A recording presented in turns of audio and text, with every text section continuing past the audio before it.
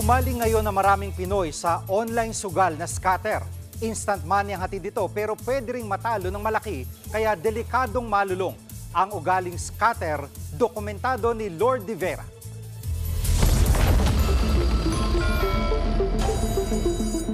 Mabilis, makulay, masaya, pwedeng laruin kahit dasan ka pa. Ang tunay na pambansang libangan ang susubok sa iyong paninindigan o karupukan. Mabilis ang napapanalunan pero kung hindi ka maingat, mabilis din ang ubusan. Kalat na talaga ang online game na kilala sa tawag na scatter. Ang kasino sa iyong bulsa. Sa cellphone mo, pwede kang maglaro ng slots o baraha. Pwedeng tumaya at manalo ng pera. Kahit anong oras, kahit saan. Sa terminal man o kalsada. Para lang po siyang loto na may resulta agad. Kung ang loto merong oras na sinusunod. Ito naman po, kada pindot, pag once na binagsakan ka ng jackpot, swerte, automatic, pera na ho agad.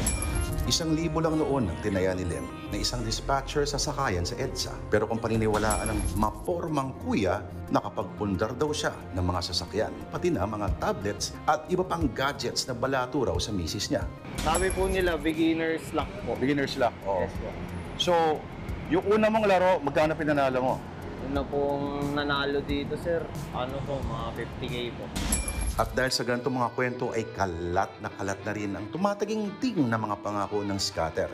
At ang taya mong 50, 20,000 ang pwede mong makobra. Ito kaya mga kuya natin pumapasada. Nakamataas ko pong napangalungan, 34, 600 pa lang yung naisip ko noon. Pinadala ko sa anak ko. O diba? Saka pa, sana all ay ganyan ang kapalaran. Pero ang katotohanan, ang scatter ay sugal.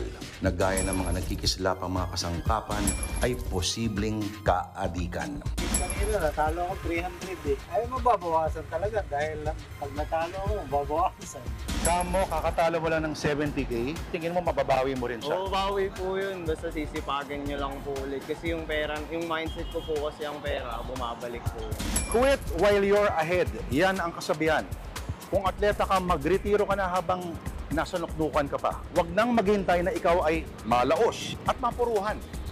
At kung sa pasugala naman, tumigil ka na habang lamang ka pa. Kubrahin na yan. At baka, kung hindi naman kasi, baka maubusan ang laman ng iyong pitaka. Correct. Mga kapatid, Jig Manikad po. Pagdating sa mahalagang balita sa loob at labas ng bansa, dapat una sa lahat, mag-follow at mag-subscribe na sa social media pages ng News 5.